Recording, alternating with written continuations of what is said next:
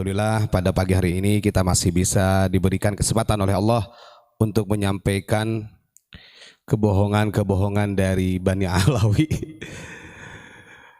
Kedustaan terbesar dari Bani Alawi dan Ba'alawi. Ini saya pisahkan pemahaman Bani Alawi sama Ba'alawi. Yang nantinya itu ada istilah dengan Alawiyin yang digunakan oleh Syiah, kemudian ada Habaib yang digunakan oleh Rabi'ah Alawiyah. Siang tadi itu saya cerita dulu sedikit. Siang tadi ada yang WA ke saya nomor baru. Dia, Assalamualaikum Gus Ubad, katanya. Saya subscriber Ponpes Unik Nusantara. Saya selalu mengikuti. Ini ada artikel yang perlu bisa dibaca oleh warga Nahdiyin sebenarnya. Saya bilang artikel apa, dikirimilah artikel tersebut. Ternyata adalah statement yang dikeluarkan oleh katanya Master Nasab kelas dunia yang namanya ini Kiai Haji Hasan Al-Idrus. Nah ini tak ceritain dulu gitu. Nah santai dulu Gus, jangan biar masyarakat paham. Setelah saya baca artikelnya, ternyata mereka ini dari organisasi ABI namanya. Organisasi ABI itu adalah singkatan dari Ahlul Bait Indonesia. Dia punya website, mereka punya channel YouTube yang selama ini banyak warga masyarakat Indonesia yang tidak paham pergerakan mereka karena masif. Yang hebatnya lagi dari anggota-anggota mereka itu menghilangkan istilah Habibnya, menggunakan Kiai, Kiai Haji, tapi marga tetap ada. Kebetulan yang sekarang menjadi ketua umumnya ABI, organisasi Ahlul Bait Indonesia, ini sekarang sudah menjadi lembaga ternyata. Itu namanya adalah Habib Zahir Yahya. Itu kalau di catatannya mereka ini ada nih, artikelnya punya. Mereka menggunakan Kiai Haji. Secara ADART mereka hebat. Kenapa saya katakan mereka masif pergerakannya? Karena mereka menggunakan istilah NKRI. Bahkan pecinya peci hitam. Pecinya peci hitam seperti kita. Sehingga kalau warga Nahdliyin tidak paham dengan strategi mereka, ini kita akan tertipu. Jadi di Indonesia ini ancaman terbesar selain Rabi'ah Alawiyah, ada pergerakan yang masif yang disebut dengan organisasi ABI. Sekarang sudah menjadi lembaga. Ini nggak bisa dibohongi. Fakta sejarah, saya punya websitenya. Websitenya udah kita temukan. Artikelnya seperti apa? Buka saja kalau di YouTube channelnya namanya Ahlul Bait Indonesia TV. Walaupun subscribe-nya dia udah ternyata sudah bertahun-tahun berdiri itu organisasi tersebut. Maka betul kalau kita pernah menyampaikan siapa sih yang melegalitaskan nikah mut'ah di Bogor kalau bukan dari klan Ba'alawi. Mereka tidak, karena membuang nama istilah Habib, tapi mereka ini adalah orang-orang daripada klan Ba'alawi dan afiliasinya sama, cuma berbentuk organisasi yang namanya ABI. Itu resmi. Kalau saya disebut bohong, monggo dibukalah di websitenya atau di channel YouTube-nya. Bahkan setiap peringatan Asyura Karbala itu mereka mempraktekkan hari Karbala seperti yang diadakan di Timur Tengah sana. Dan ini harus hati-hati. Nah kemarin ketika ada salah satu muhibbin yang membela mati-matian dari keabsahan nasab ini, dia keceletot lah bahasanya. Dia mengungkap ada salah satu Master Nasab kelas dunia yang namanya Ayatullah Habib siapa gitu. Ingat, ini istilah, gak bisa harus kita menjadikan kata kunci, keyword lah. Ada istilah Ayatullah, itu istilah-istilah para imamah, para pemimpin-pemimpin Syiah. Dan ini sangat berafiliasi, sangat terkat hubungannya Rabi'ah Alawiyah dengan ABI. Dan mungkin bisa jadi yang pergerakannya lebih masif kepada pemerintah, kalau saya bisa, karena melihat dari channel YouTube-nya ada kedekatan dengan DPR RI dan lain sebagainya, itu dari mereka, dari organisasi ABI ini. Jadi ada Rabi'ah Alawiyah yang tujuannya menghimpun keturunan Nabi, ada juga organisasi ABI yang artinya Ahlul Bait Indonesia.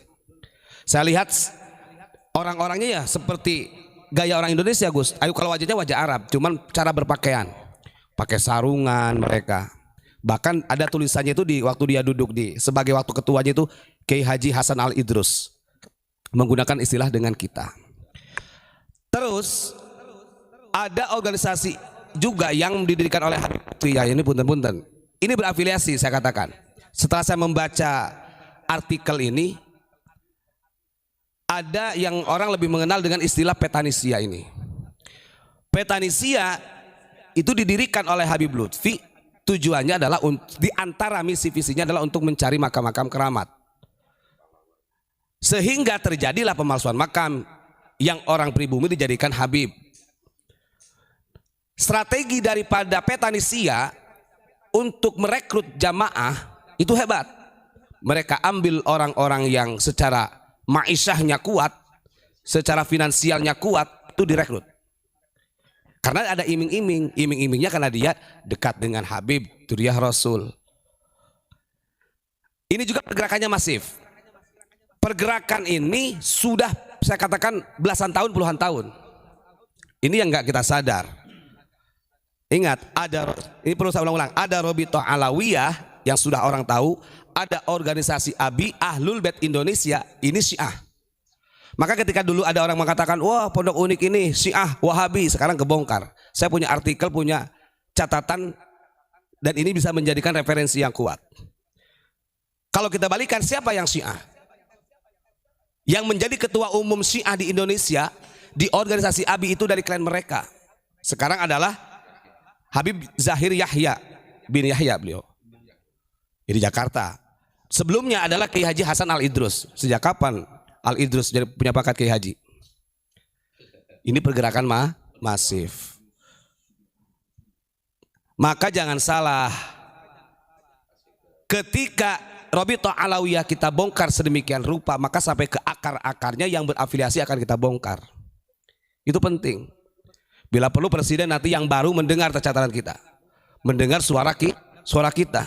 Ini kalau dibiarkan nanti afiliasinya banyak. Cobalah, sebentar lagi akan terbuka.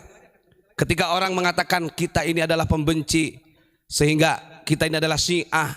Yang hebatnya lagi itu, si ketua ABI ini, organisasi Ahlul Bait Indonesia, mengatakan begini, dalam hal ini saya berstatement untuk melawan orang-orang pembegal nasab atau orang-orang yang tidak percaya kepada Habib sebagai Rasulullah. Saya tidak mengatasnamakan Syiah di sini.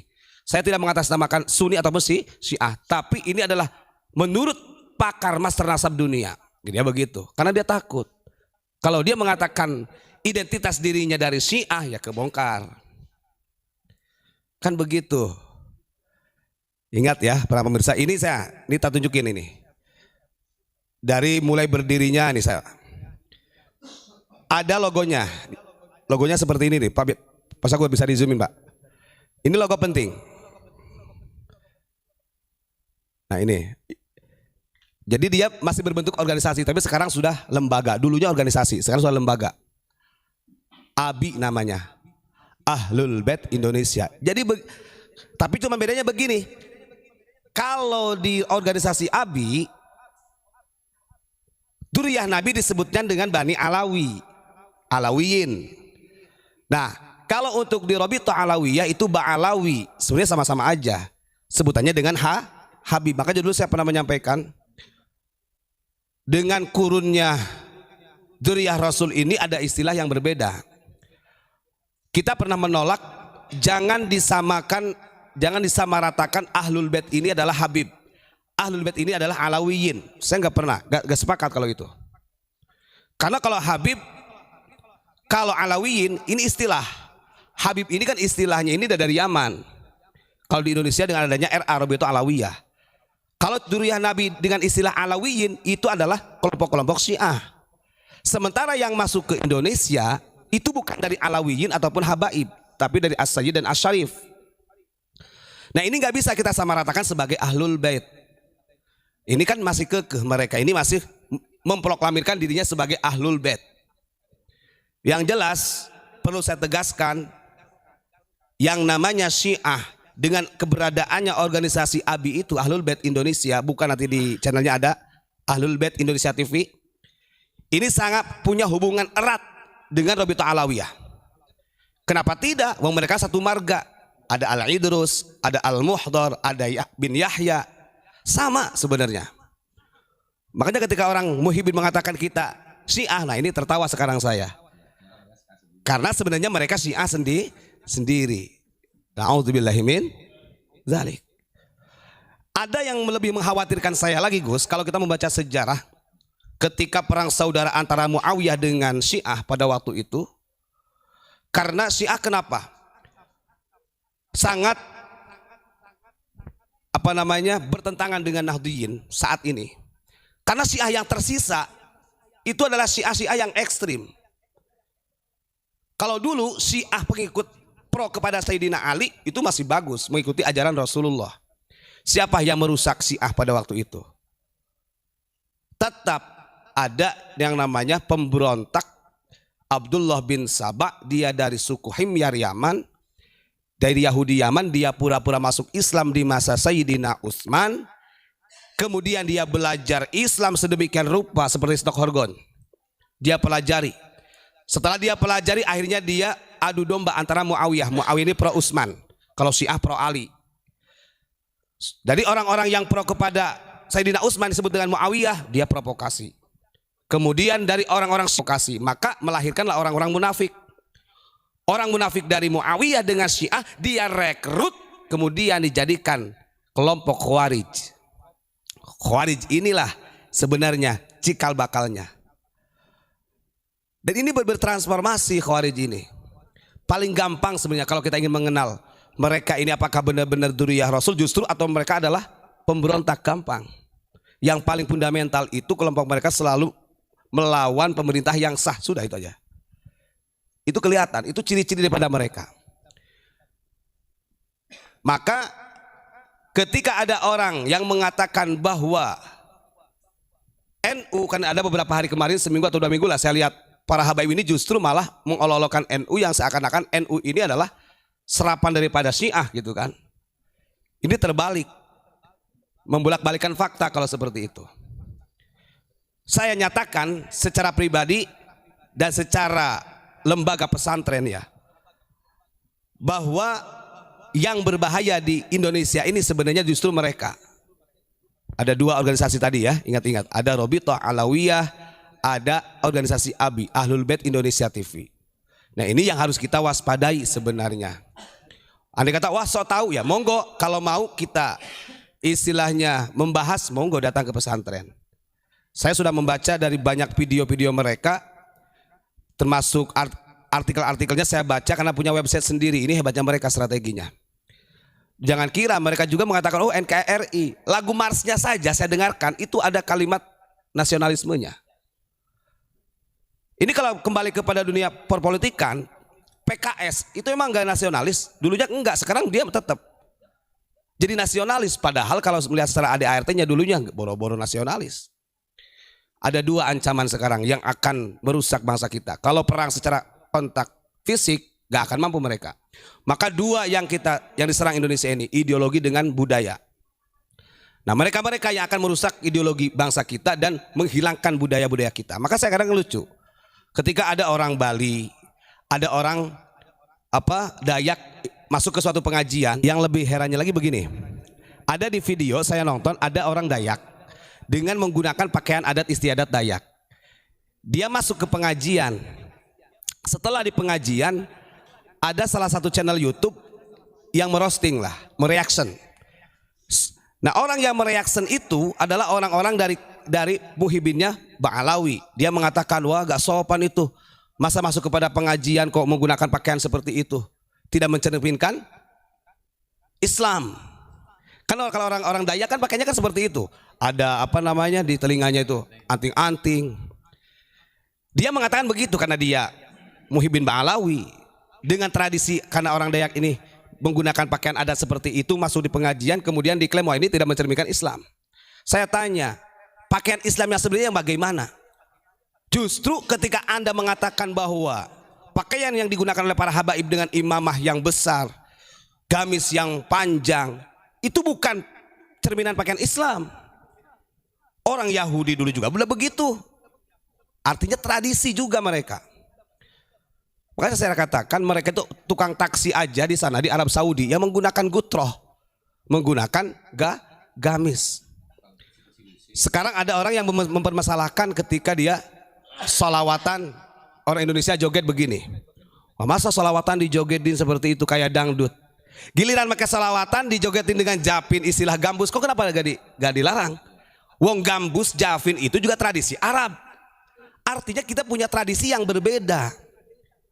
Maka cara menghukumi tradisi ini tidak bisa kita mengambil bahwa tradisi yang paling baik itu adalah tradisi bangsa Arab. Gak bisa. Justru tradisi yang ada di bangsa Arab ini dua oleh Kanjeng Nabi. Kalau tidak dimodifikasi karena kurang bagus, ya diadopsi. Artinya tradisi Arab itu nggak baik sebenarnya. Makanya banyak tradisi Arab ini yang menjadi hukum syariat dimodifikasi oleh Kanjeng Nabi. Ini adalah bentuk di mana itu bukan bawaan Kanjeng Nabi sebenarnya. Kan lucu. Sebenarnya nggak ada bedanya. Coba tonton, ada para habaib joget-joget dengan gaya gambusnya, sholawatan dijogetin. Itu mereka diam-diam saja tuh. Tapi ketika orang Indonesia yang salawatan hanya sekedar joget kayak gini-gini aja disebut gak sopan kepada Kanjeng Nabi. Cara jogetnya kita dengan Arab ya beda. Masa kita harus ikutin cara mereka? Oh, itu tradisinya mereka. Nah ini sebenarnya kegagalan nalar dari bangsa kita. Masih banyak para muhibin yang mereaksi seperti itu. Makanya saya kok bisa-bisanya ya orang ini mengatakan ketika ada orang dari Kalimantan karena menggunakan pakaian adat, kemudian dia duduk di majlis dikatakan tidak sopan, tidak layak. Itu tradisi kita loh. Masa disuruh pakai gamis, pakai gutroh? Di sana itu loh ngapunten. Yang tempat lokalisasi, kamu lihat. Mana di Arab itu yang paling banyak tempat lokalisasi itu? Selain Riyadh, Dubai. Makanya kita tahu Dubai. Coba Anda lihat di Dubai itu kalau di diskotiknya Dubai pakai gutroh semua, jabe, sampai joget-joget begitu. Serius, itu tradisi mereka loh. Masa kita mau? Maka nggak bisa. Maka betul kata Kanjeng Nabi, sayati zamanun ala ummati alladzina la ya'rifunal ulama illa bi tsaubin hasanin. Di akhir zaman nanti itu kata Nabi, banyak orang yang tidak mengetahui ulama yang sebenarnya. Mengukur ulama itu dalam segi pakaian saja. Sementara kalau mengukur ulama itu dalam segi pakaian yang bagus dengan gaya seperti kearab-araban itu tidak menentukan dia ulama. Tukang kebun kurma pakai gutroh di sana ya Pak Haji ya, pakai gamis. Tukang taksi juga, yang ngasih makan unta juga pakai gutroh. Yang bersih-bersih juga, yang jualan macam itu pakai gutroh semua. Artinya menggunakan pakaian seperti para habaib yang sekarang di Indonesia. Maka gak usah gumun sebenarnya. Kalimantan harus bangga dengan budayanya Kalimantan, cara berpakaiannya. Pasundan harus bangga dengan cara berpakaiannya Pasundan. Kemudian dari Jawa juga harus bangga dengan cara berpakaian Jawa. Begitu juga Bali, gak usah ikut-ikutan. Maka benar kata Bung Karno gimana? Kalau Islam jangan menjadi Arab. Betul itu. Itulah ya. Itu yang ingin saya sampaikan sebenarnya panjang. Ini masalahnya kan konspirasinya sangat luas untuk membahas ini. Tapi ya mudah-mudahan sedikit demi sedikit saya bahas. Yang jelas ada pergerakan yang masif untuk melawan orang-orang kita, orang-orang pribumi selain Robito Alawiyah ini adalah dari organisasi ABI, Ahlul Bait Indonesia. Lawan jangan, lawan. Terima kasih. Assalamualaikum warahmatullahi wabarakatuh.